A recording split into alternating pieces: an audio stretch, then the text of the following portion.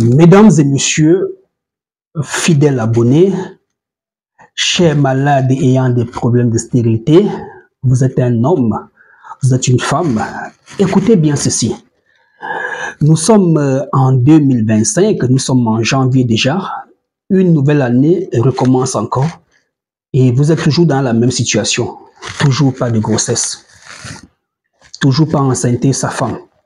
Alors, ce n'est pas ce gynécologue que vous avez rencontré qui est incompétent. Ce n'est pas que la médecine moderne ne résout pas le problème que vous avez là. Vous avez aussi rencontré plusieurs docteurs traditionnels, naturopathes et autres. Certains ont été des arnaqueurs, ils ont pris votre argent sans vous envoyer les remèdes. D'autres n'ont pas été des arnaqueurs, ils ont pris votre argent, ils vous ont envoyé les remèdes, mais vous avez pris ces remèdes, ça n'a rien donné. Vous vous êtes sûrement fâché pour certains, au point de croire que c'est les faux médicaments, ça ne marche pas. Oui, ça ne marche pas pour vous, mais ça marche pour beaucoup. Et vous le savez parce que vous voyez les témoignages.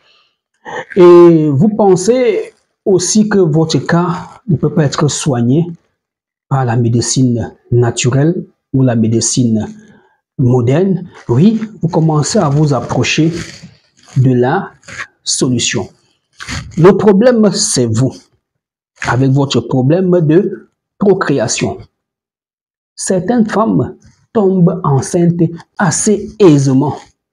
Il suffit d'aller avec un homme, c'est la grossesse. Et puisqu'elle ne veut pas de cette grossesse, elle fait un avortement. Quelques semaines plus tard, elle tombe encore enceinte. Et ainsi de suite.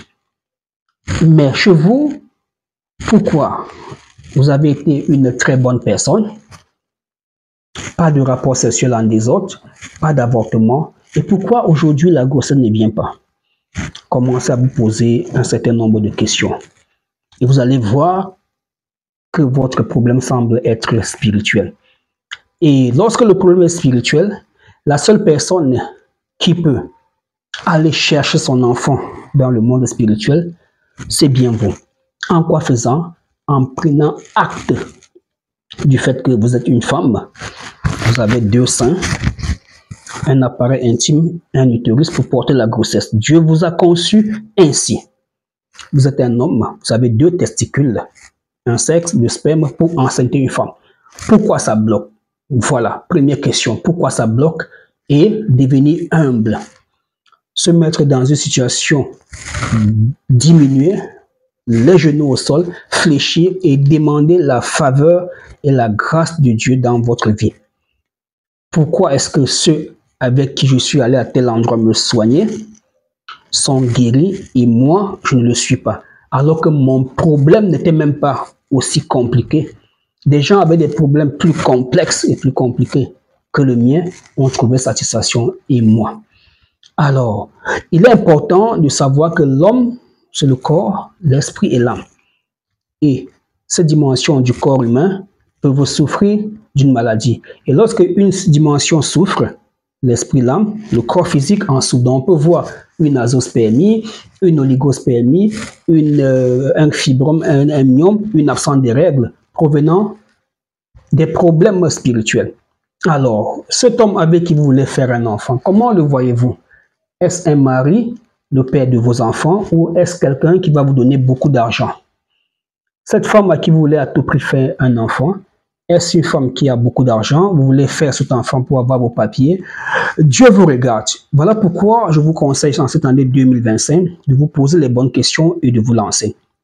Oui, il existe des maladies naturelles, des maladies spirituelles et des situations de blocage spirituel où il faut faire recours à quelqu'un qui s'y connaît mieux dans ce genre de choses.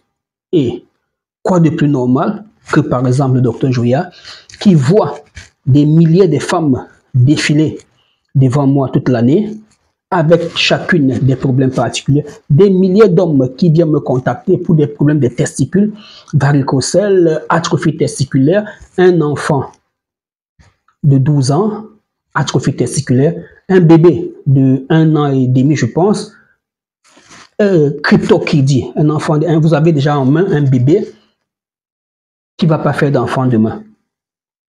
Vous-même, pour avoir ce bébé, il a fallu des traitements. Voilà, Dieu a fait grâce, vous tombez enceinte, vous accouchez un enfant. Qui cet enfant a encore un souci? Donc voilà autant de choses. Nous ne voulons pas souvent parler de ces choses parce que c'est complexe et chacun peut interpréter comme il entend, c'est votre droit.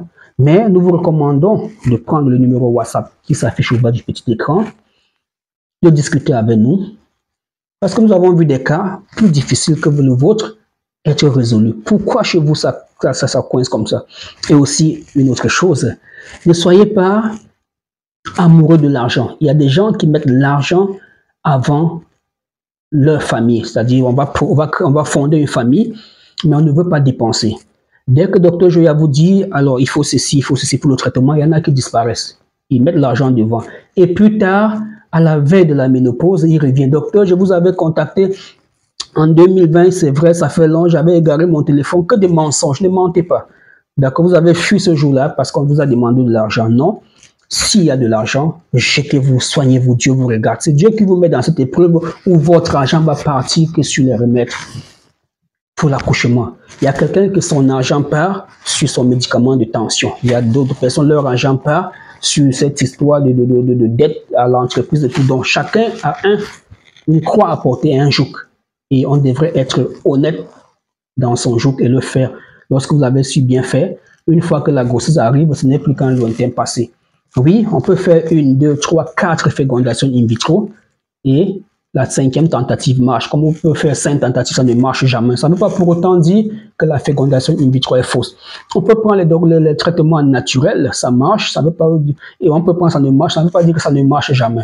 Alors vous qui êtes souvent pressés à insulter les gens sur les réseaux sociaux, à dire arnaqueur, à dire n'importe quoi, faites attention à ce qui sort de votre bouche car cela vient de votre cœur. Je suis le Dr Joya. Prenez le numéro WhatsApp, écrivez-moi.